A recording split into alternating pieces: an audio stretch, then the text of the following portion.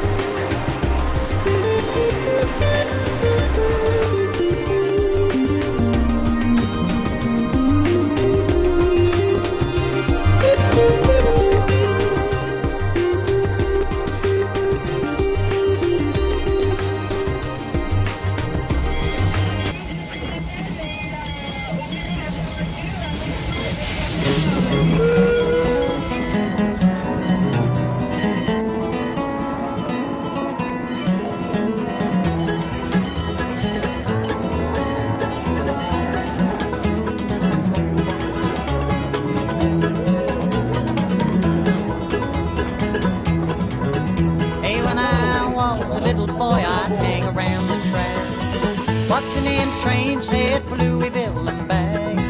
I had my skill, Lord, I had my plan. I was gonna be an engineer man. 'Cause them big old trains they used to chug, chug and spew. They were my heroes and they knew what I knew. No matter how far they did down the track, they'd always turn around and run back. But the engineers don't wait from the trains anymore, like the way they did back in 1954. They've all got computers, diesels and things, and the engineers don't wait from the trains anymore. The engineers don't wait from the trains.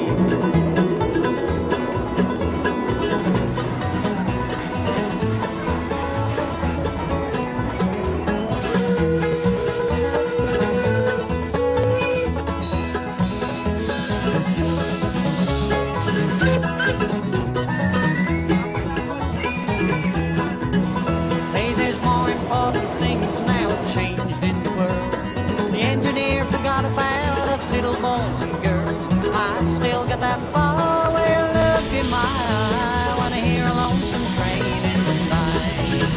But the engineers don't wait from the trains anymore, like the way they did back in 1954.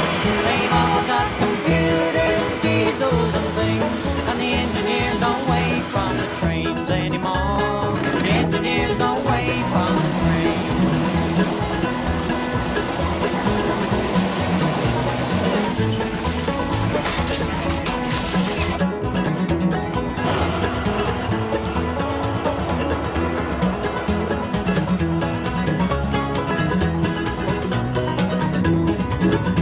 But the engineers don't wait from the trains anymore, like the way they did back in 1954. They've all got computers, diesels and things, and the engineers don't wait from the trains anymore. The engineers don't wait from the trains.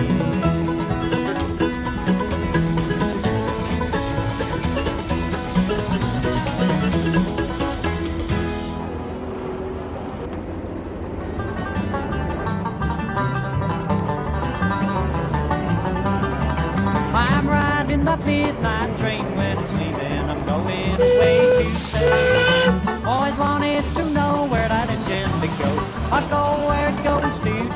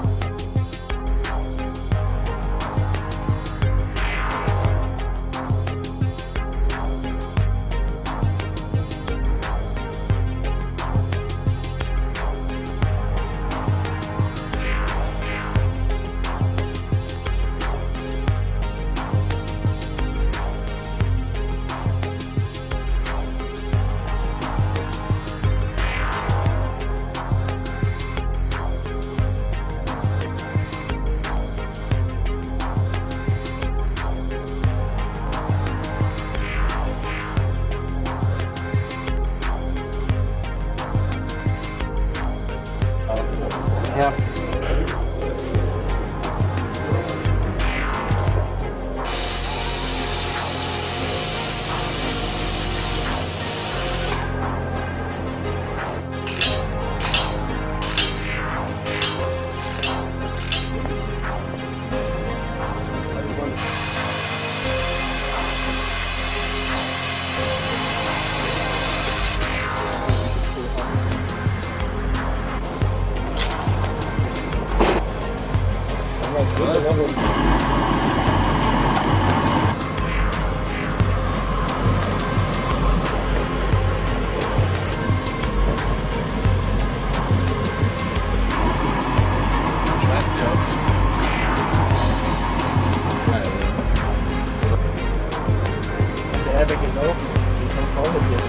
Well, it just, I see it first, so.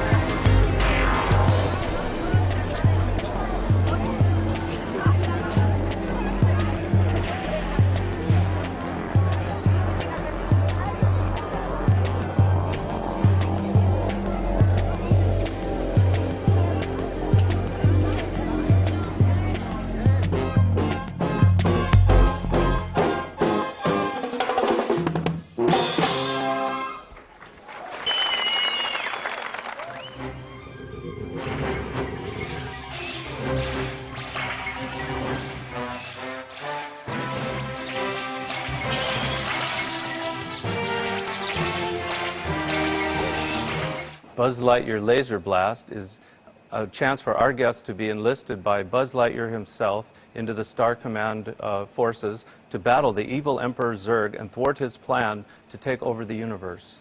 This is a wonderful, wonderful attraction. It looks like you've actually walked into a giant toy box, and all the characters and all the sets, if you will, the decor, looks like giant, oversized toys. Buzz Lightyear Laser Blast is a unique interactive ride, and we, in our spaceship, the XP-41, get to maneuver in 360 degrees using this joystick. We have our own laser gun, and we shoot all the evil toys in space, and we rack up points that you can see on the dashboard here.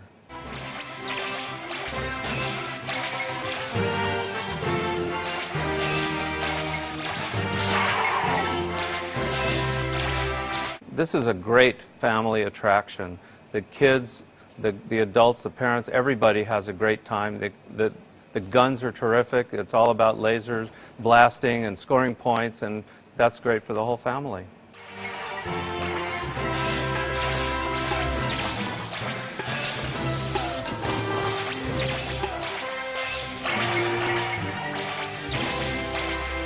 I think the reason that this is such a popular attraction is really the interactivity. It gives guests a reason to come back again and again, to enjoy it over and over, to improve their score. So it really is all about the interactivity.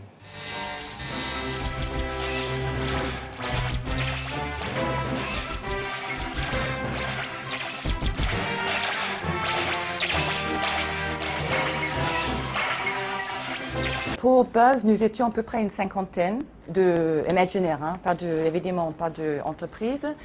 Il y a une variété des corps de métier.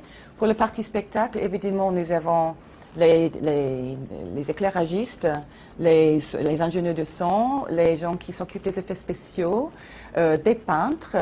Et forcément, nous avons le soutien de toute l'équipe engineering et architecture qui nous soutient pour alimenter tous ces éléments qu'on voit autour de nous.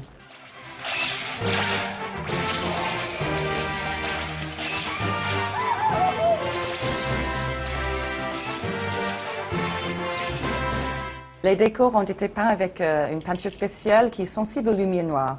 Quand on allume les lumières noires, tout le décor fluoresce et devient très brillant. Alors les pistons laser sont faits pour tirer sur les cibles qui sont uniquement sur les méchants. Tirer sur les cibles.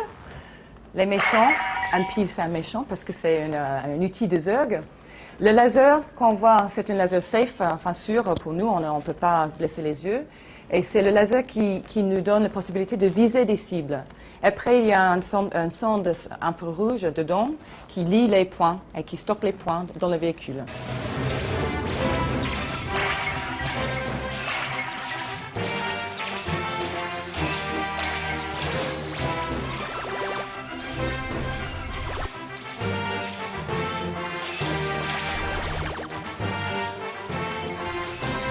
This is a clay maquette from the same show. This is actually the ride vehicle. And as you can see here, what we're going to show you is after it's done in clay, we put these scanning markers on it. It then goes to our guy in the scanning and laser room. They'll scan this, and then all that information is then on a file where the file can go to our milling machine, and that's how we end up with the full-size vehicle.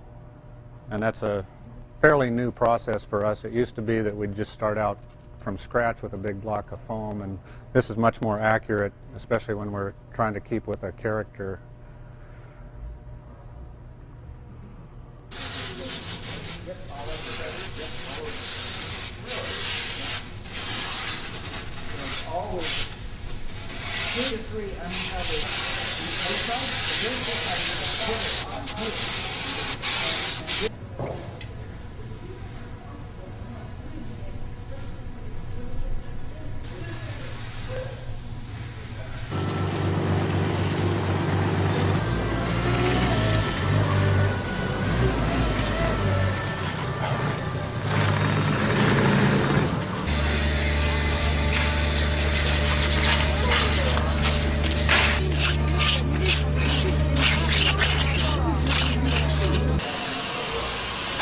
It's not. That's just the plate of the right.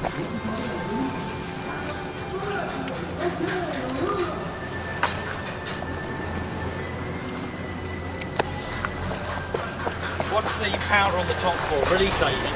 Stops it sticking down. Yeah.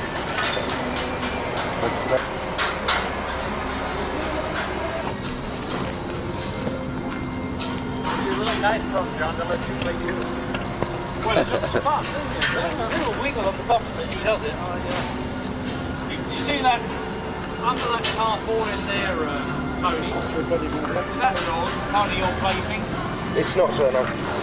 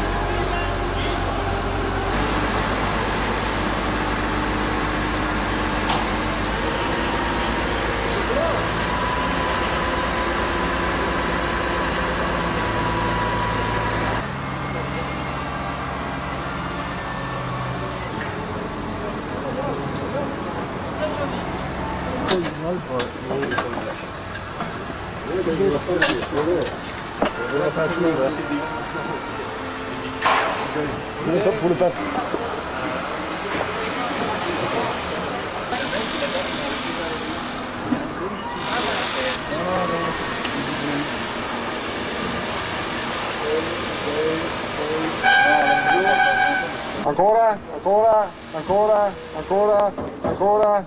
Stop!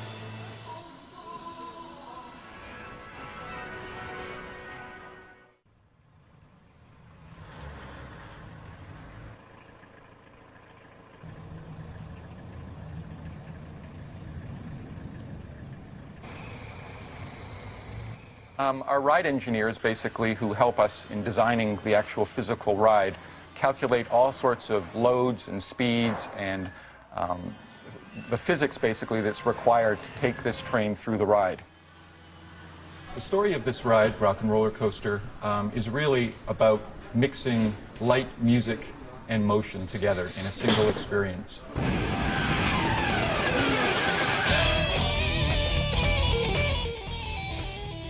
This vehicle, which we call the Sound Tracker, basically we wanted this vehicle to look like it was alive. It has equipment on board it. It has right here an active, what we call VU meter, which is registering the levels of the music. And basically you're strapped in this vehicle and this takes you on your journey into the attraction. The technical innovations, I think, are primarily in the launch. The launch is extremely thrilling. It's exciting. It's an acceleration from basically launch all the way to the end of the tunnel. The guests will experience very strong forces, but not overly so. It's just to create excitement. Comparison would probably be a modern Formula One racing car, which would have about the same sort of acceleration. Nous vous demandons de garder les bras et les mains à l'intérieur du train à tout moment. Merci.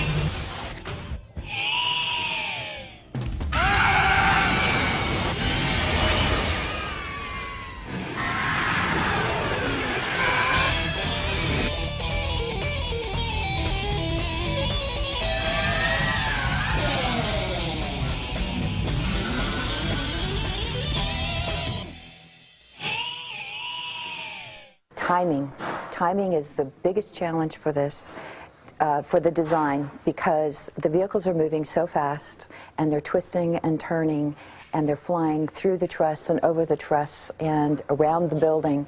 To design the lighting to be effective and to move, you have to know exactly where the vehicle is and what it's going to look like to the guests.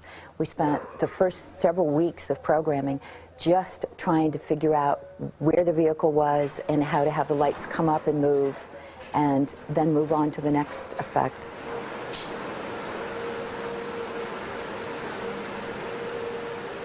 In this particular attraction, we have over 300 moving lights within the attraction, and in a typical concert, you might have 50 to 100. So it's a huge challenge to do a huge over-the-top light show, and you've got about 50 seconds to do it.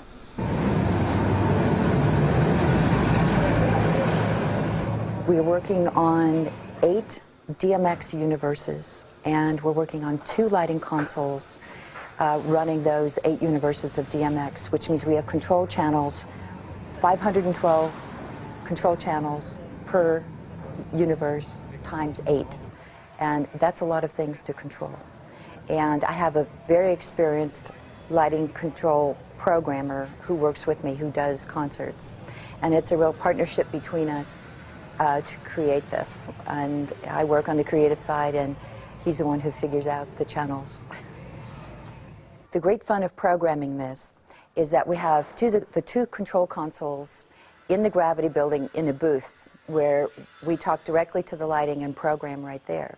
But because we're on the floor and we're looking up several 30 meters into the air, we actually need to stop, come out, ride the vehicle, and actually see it from the guest point of view. We have 5 different soundtracks and 5 different vehicles and 5 different lighting programs. And since it's the same ride track, we needed to create 5 different lighting shows. And we did that basically starting with a color palette for each of the 5 songs. We started with the 5 different lighting programs by giving them nicknames. So I have one song that I call the Hoochie Coochie song, and I have another one that's called Starry Night, after Van Gogh's painting. So we kind of started with those sorts of concepts based on listening to the music over and over again. I've been listening to these song cuts for probably 3 years now.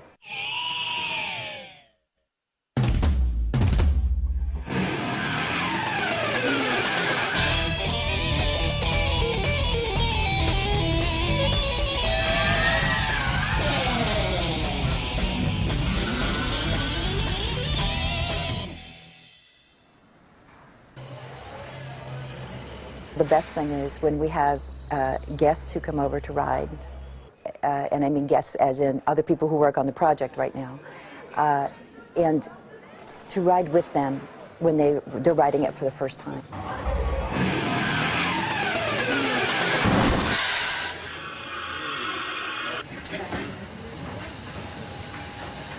Ce qui est très nouveau sur Armageddon, c'est la façon dont nous avons composé et chorégraphié tous les effets spéciaux dans une salle comme une station spatiale. We have two main port windows that are opening, and outside the windows we'll see space. We'll see the Earth on one side, and we're supposed to be in rotation, Earth rotation, in orbit. Hi, my name's Paul. I'm the special effects lead for Armageddon, the Amazing Effects Show. I'm functioning as special effects lead in the attraction and also acting as the technical director for the show.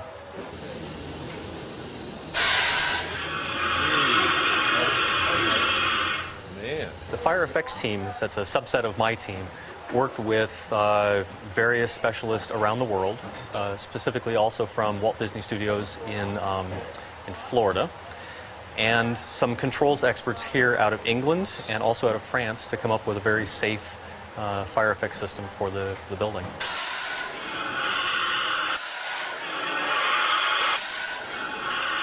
The rehearsal of the effects begins about 2 years ago. We go over the script with the creative director, the creator of the show, Thierry. We go through each individual element as it pertains to the story.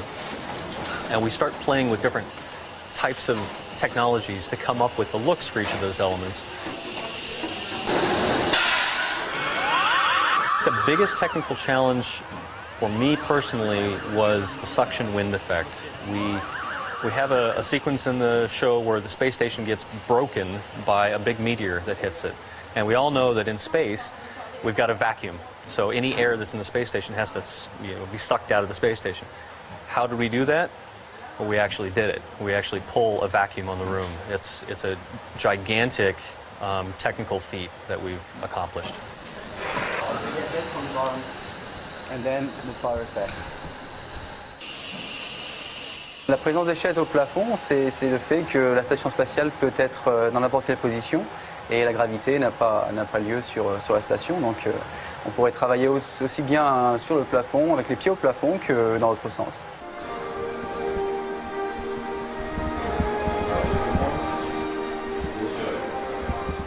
We use liquid nitrogen to create fog and steam to create vapors. That's all very, very similar to what would be done on a movie set. In the case of a theme park, of course, it's a little bit more controlled, and it has to be exactly the same every time. On a movie set, you've got multiple takes to get it right. So it's as close as the audience is going to get to experiencing exactly what the actors did.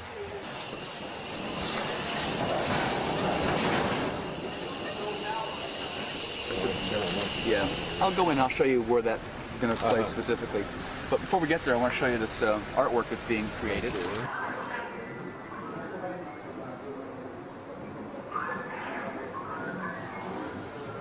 I can certainly talk about the caves of Lascaux over here, which are 15,000, 20,000 years ago. There were cavemen who were, amazingly enough, trying to create motion with pictures by drawing animals with more than 4 legs, for instance, and they were animators 15,000 years ago.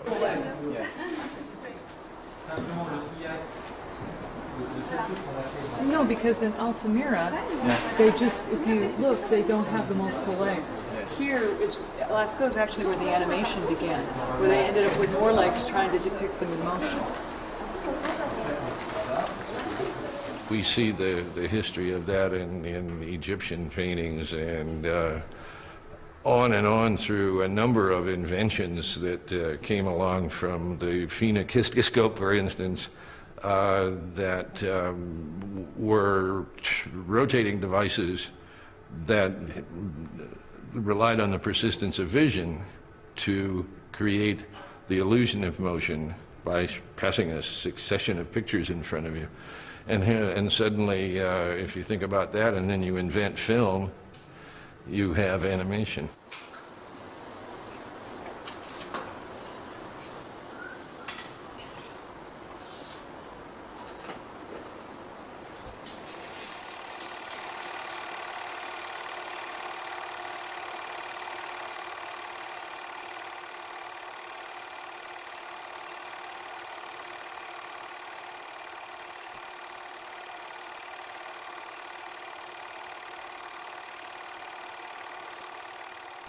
14 out of the first 17 Disney feature films were European stories. If you look at Snow White and the Seven Dwarfs, it looks like a fairy tale book that came from Europe. Ce qui s'est passé, c'est que Disney était un merveilleux raconteur d'histoires.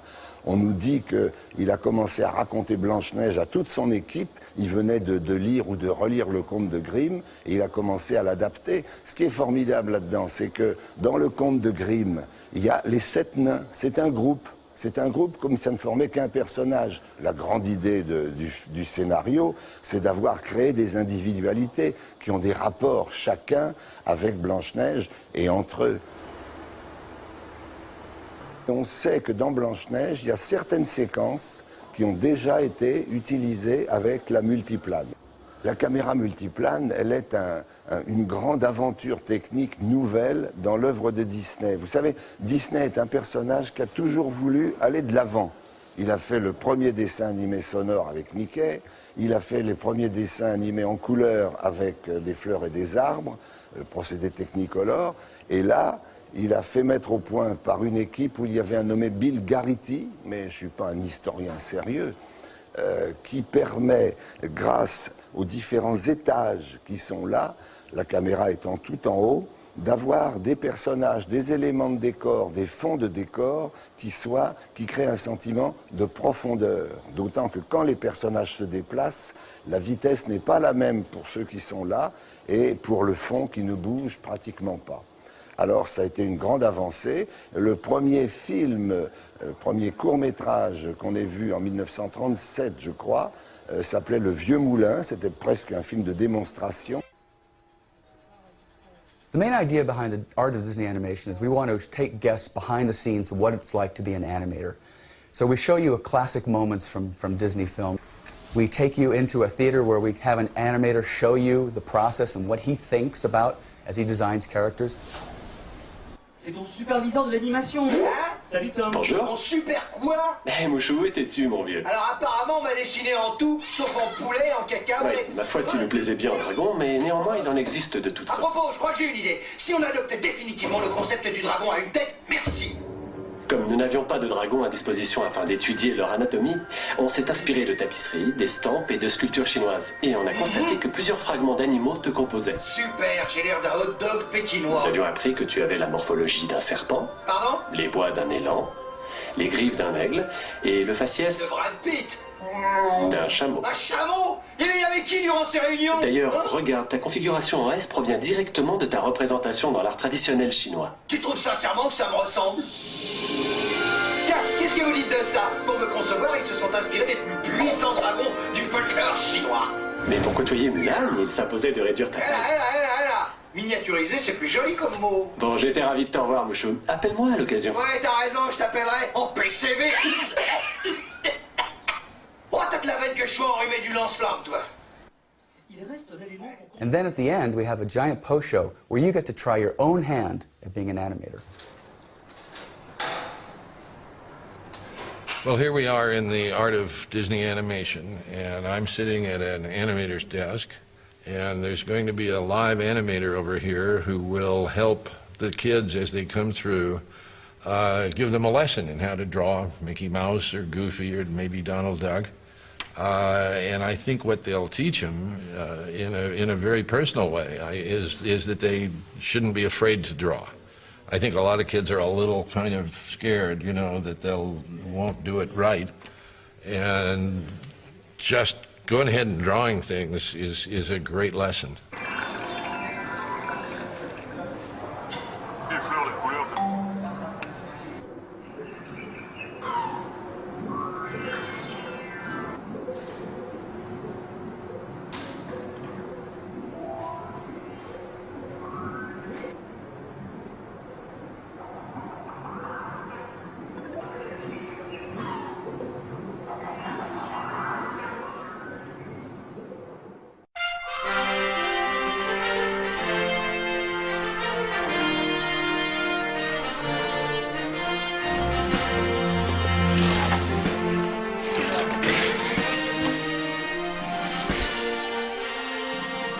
When we started work on this project at Walt Disney Imagineering, the goal was to expand the Walt Disney Studios Park here at Disneyland Paris.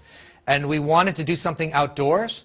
We wanted to create a land that would immerse the guests in the fantasy. And we looked at many, many themes. And the one that we kept coming back to was Toy Story. Everyone loves Toy Story. They love the characters. And everyone has probably dreamed of being a toy and being in that world. And that's how it really all began. We started to think of what kinds of fun adventures, what kind of rides would be fun in this world. And what we did was we matched the characters to the ride. So if we wanted a ride where you would be dropping, the Toy Soldier parachute drop came out. We wanted a ride where you'd go round and round and round. What about Slinky Dog chasing his tail? And we wanted to give you a thrilling back and forth, going higher and higher ride. It was like, who could that be? Oh, RC Racer. So the characters were connected to the stories we wanted to tell and the rides that would bring those stories to life. And that's how that came about.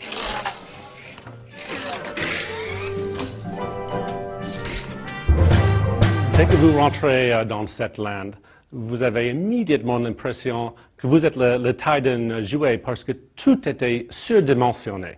Toutes les arbres, tous les détails, tous les lampadaires, tout est surtaillé qui vous donne l'impression d'être très très petit. On regarde l'empreinte de chaussure d'Andy sur le revêtement de sol à 10 mètres de largeur. Et on regarde les petites joues qui sont incroyablement grandes. Donc c'est comme le théâtre, nous sommes cachés dans un environnement, dans un milieu qui nous donne très très l'impression d'être très très petit.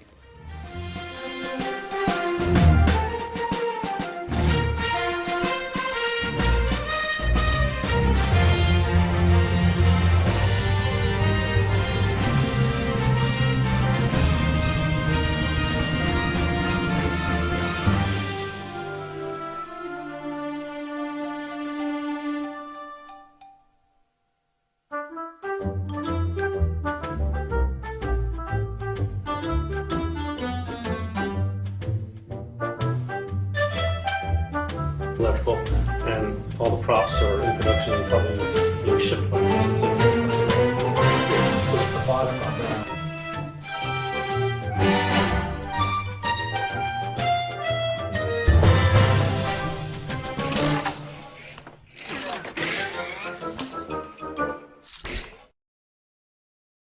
We have one rule in our land as we were going through our process over these last years, and the rule is if you can see it, it's a toy. Which means even down to the dustbin. It's not just a dustbin, it's a collection of little blocks that have been stacked, and that's where it happens to be a dustbin, but it is first and foremost a toy. We never want to break the story. Rex is a great example of our collaboration with Pixar. We worked very closely with them, and they created this maquette in California. We took this and then scanned it. And made a computer file out of it that then we generated a foam full-size maquette, which then we actually fabricated in Florida. Finished in Florida. This is in its finished state, where we then accepted it and then shipped it to Paris for installation.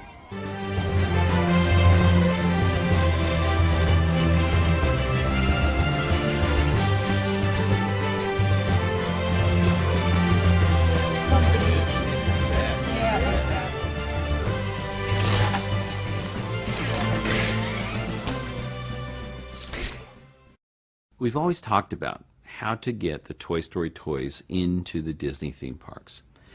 And there was an opportunity in the second park, the Studio Park in Paris, to this big area that they wanted to do a new kind of land.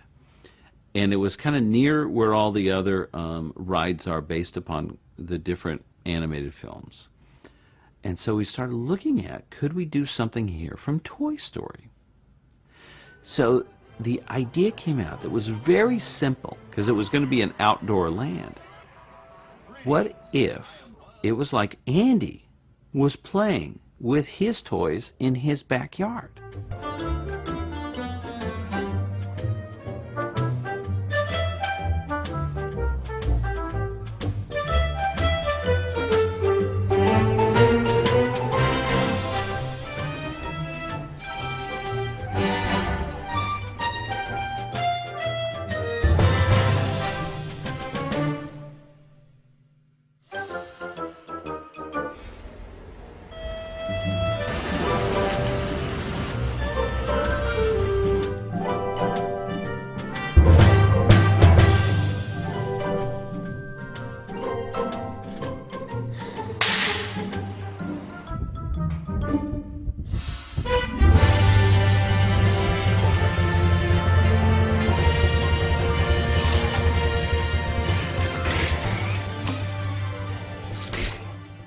The biggest challenge was to hide every technical piece that we need to make a theme park.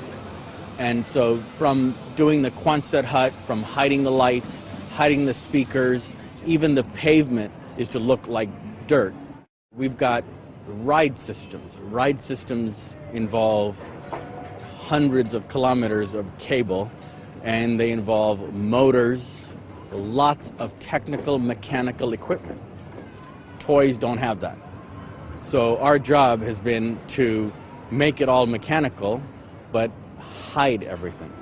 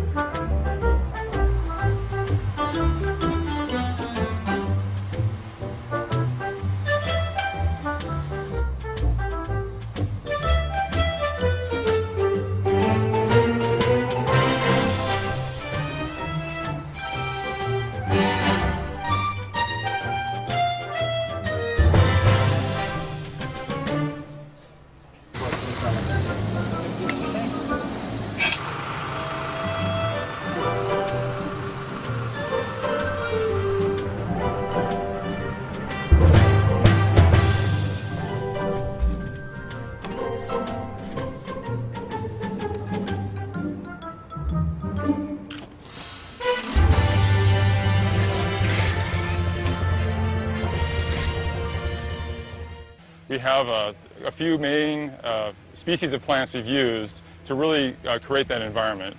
We have bamboo, which we're intending to give the whole land an immersive quality.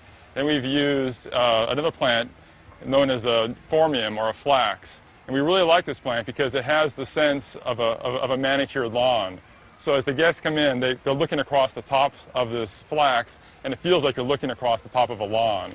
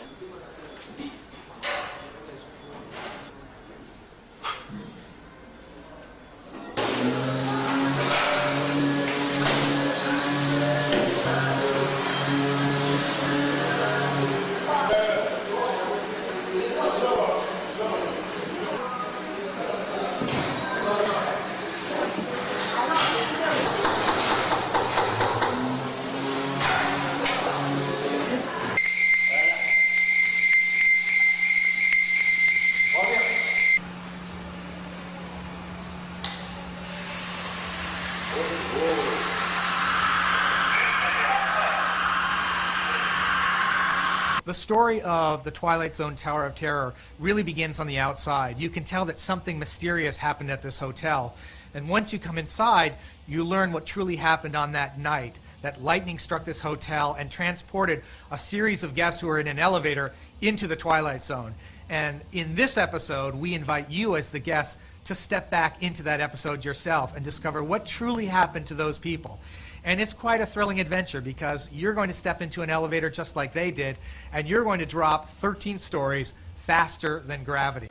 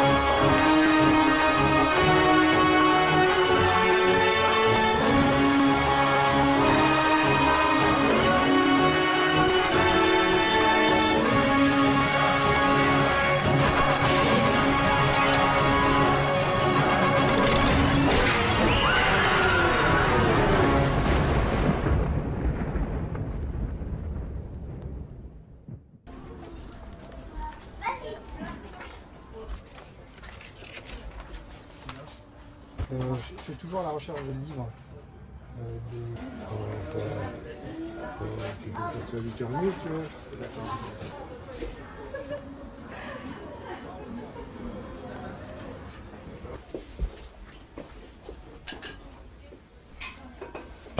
En fait, j'essaie de trouver une lampe pour un établi. Ça, c'est nickel, ça. Hein? C'est super, ça. Un 30. Qui est plutôt une bonne gueule, je sais pas ce que vous en pensez. Elle est pas mal. Dans des robes extras, vous avez? Extra. Alors le truc c'est que ça va... On est juste à droite de la caisse à tiroir. Non, non, sur la caisse. Sur la caisse? Sur la caisse à tiroir. Ouais.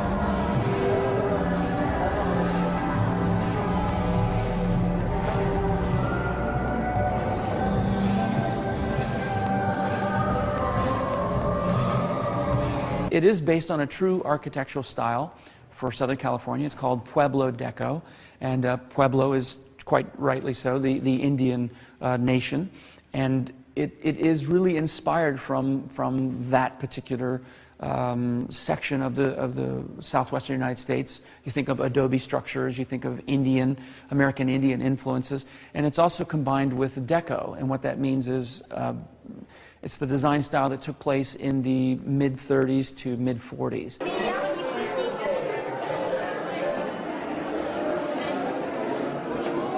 Nous avons deux scènes essentielles dans l'attraction, où on montre d'une part un effet spécial où on nous voit apparaître dans un miroir, et une autre scène où on voit la perspective d'un couloir qui amène aux chambres, où on voit les chaussures d'époque en cuir qui sont devant les portes des chambres, qui sont en attente d'être cirées par le personnel de l'hôtel. Et pour accentuer cette perspective, on a travaillé donc avec des tailles différentes. J'ai pu trouver toujours dans les chaussures d'époque, on est vraiment dans les chaussures entre les années 30 et 40, et 39 plus précisément, où on a des grandes tailles devant, enfin au plus proche des visiteurs, et on finit par des petits souliers vernis d'enfants.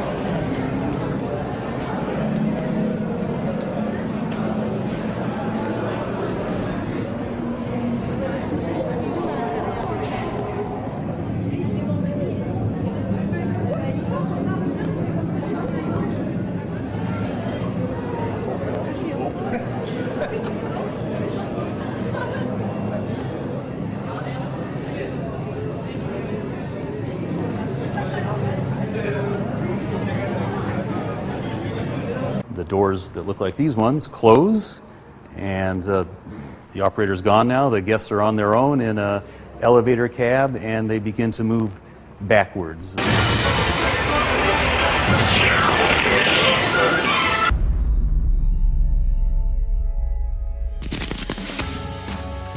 Our guests will be invited to come into the Fantasyland Theatre and go through the backstage entrance, where they'll be able to meet Mickey in one of his rehearsal rooms. Once in the rehearsal room, Mickey will share some of the props and artifacts from his previous shows and really have an intimate moment with each of our guests. For the 20th anniversary, a new parade, a new song, a new choreography, new energy, always more magic. We redesigned all the costumes of the Disney characters to fit into the theme of lights and colors. We open the parade with a tribute of all our Disney magicians. Then we go into each of the most famous Disney animated movie to end up as a great finale with all our Disney characters dressed as magicians. Now that Disneyland Paris is turning 20, I really think that Disney Dreams is going to be that perfect magical gift that everyone's going to want to see. It's a really fun show because we're going to bring the second star to the right and ignite it above the castle. And from the magical star will actually come all these Disney stories, and they're going to come to light in a brand new way. To bring the show to life, we have many new surprises coming to Disneyland Paris. We're going to projection on the castle and actually transform it throughout the show. We're going to come in and put a whole new fountain package so magical water is going to come to life. We have lasers coming in, we have pyrotechnics coming in, and a lot more special effects, especially fire, when fire kind of erupts all around the castle. We utilize a number of different technical tools that have never been combined for a show in front of the castle. But we're mapping the castle with pixel accurate video so we can make the castle do all kinds of great tricks.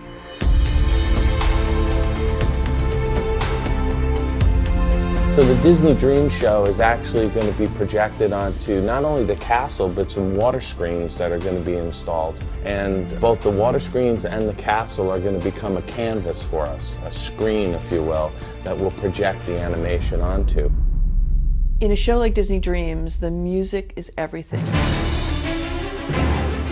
Music really drives these shows, and Disney Dreams has some of the best classic music you've ever heard, from Aladdin and Beauty and the Beast and Rapunzel, among other shows. And it really starts to help us tell that story.